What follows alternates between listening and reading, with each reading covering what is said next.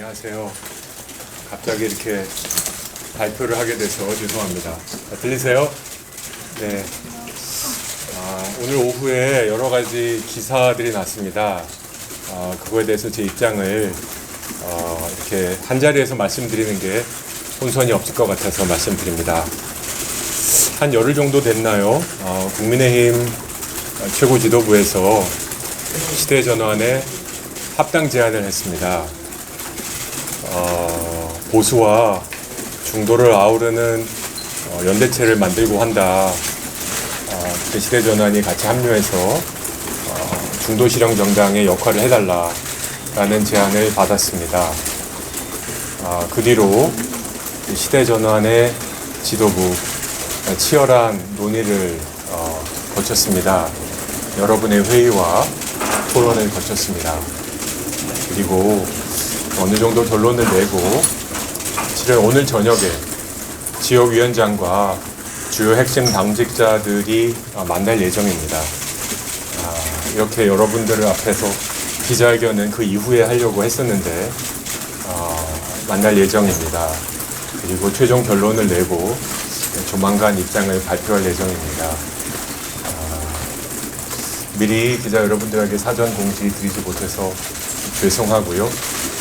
지금까지 일어난 일들에 대해서 간략하게 제 입장을 말씀을 드립니다.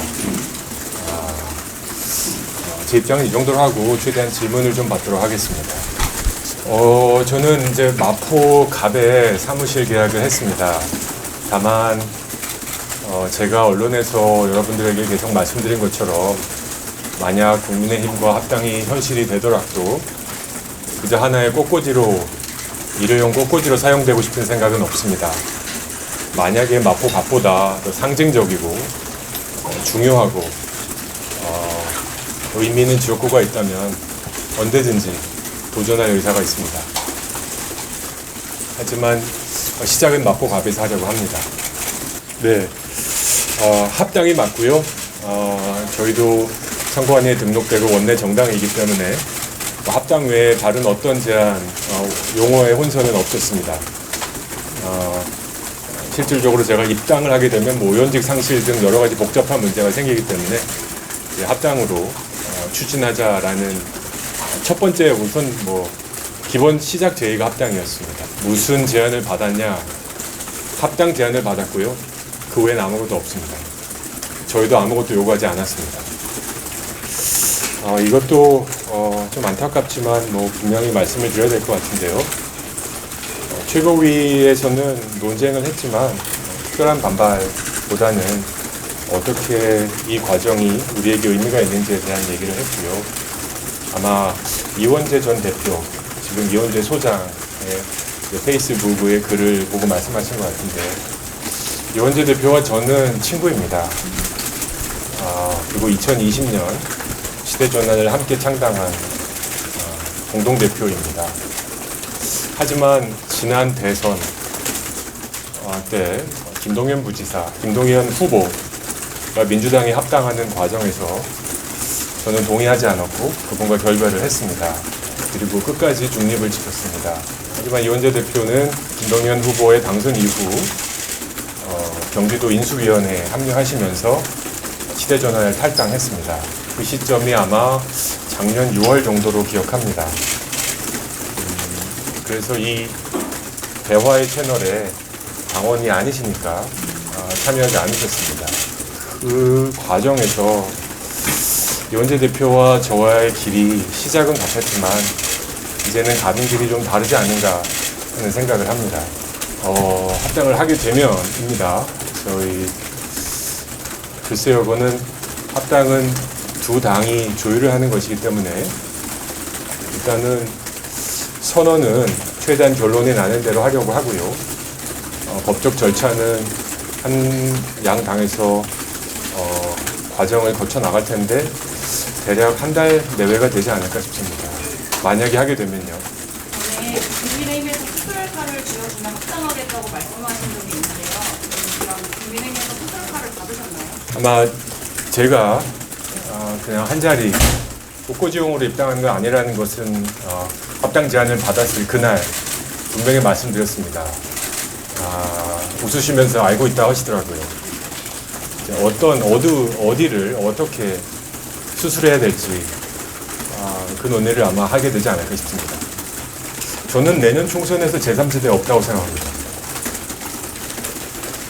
지금같이 살벌한 정치에서 신생 정당의 실험의 기회를 주다기보단 양당, 거대 정당이 책임감을 갖고 국정을 운영해 나가기를, 국민들의 그 불안한 마음을 해소해 주시기를 바란다는 결론이 저와 저희 지도부의 결론이었습니다. 그렇게 됐을 때 저희들의 선택지는 두 곳밖에 안 남습니다.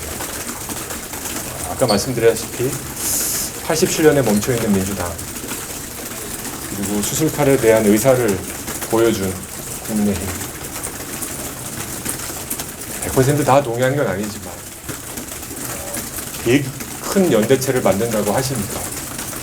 저 들어가서 내기 역할을 하려고 합니다. 그 역할로 인해서 어항이, 바다가 깨끗해질지 아니면 제가 죽어나갈지 내년 총선에서 결과가 날 수 있다고 생각합니다. 아마 저희 방에서 샌드위치를 드시면서 논의했던 많은 기자님들이 질문했던 핵심 질문이 제3지대 어떻게 보시냐였습니다. 저는 정치의 다양성은 필요하다고 생각합니다. 그래서 지난 4년 동안 정말 가장 춥게 비교단체로 남아 있었습니다. 지난 3년 반 동안 소위 집권 여당 경험을 해보지 않은 의원은 저와 정의당 의원 6명뿐이 아닌가 싶습니다. 지금 창당하는 많은 움직임들 전격적으로 지지합니다. 성공하시길 바라겠지만 저의 판단은 다가오는 총선은 국민 여러분들께서 불안한 마음에 대한 답으로 양당의 개혁을 더 원하고 계신다고 생각합니다. 전혀 아닙니다. 저 옆에 가보시면 주사일제 플랜카드 붙어 있습니다. 저는 제 홈페이지와 저희 당의 슬로건 중에 중요한 것이 하나가 아까 말씀드린 플랜카드도 보시면 좌도 우도 아닌 앞으로입니다. 저는 제가 던졌던 그리고 발의했던 법안과 정책들은 진보, 보수, 좌우가 아니라 미래의제라고 생각합니다. 주사일제는 이미 되고 있습니다. 많은 기업들이 주사일제 하고 있습니다. 기본소득도 우리 대한민국에 맞는 실험을 해볼 필요는 있다고 생각합니다.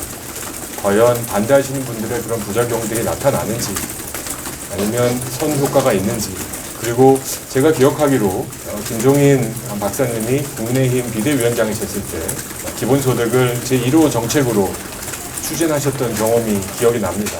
기본소득에 반대하시는 분들의 뜻은 충분히 이해합니다.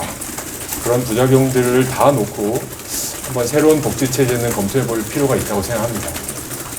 그 답은 제가 드릴 수가 없고요. 지금은 저는 들어야 된다고 생각합니다. 그리고 마침 이번 금요일날 제가 부산에 갑니다. 박형준 시장님도 만날 예정이고요. 그리고 부산 시민들과 토크 콘서트가 예정되어 있습니다. 시대전환의 합당에 대한 생각을 하시는 저희 당원뿐만 아니라 만약에 합당이 결론이 나게 되면 많은 국민들의 목소리를 들은 뒤에 가장 중요한 개혁의 분야가 어딘지, 급소가 어딘지 밝혀드리도록 하겠습니다. 진단이 먼저 필요하다고 생각합니다.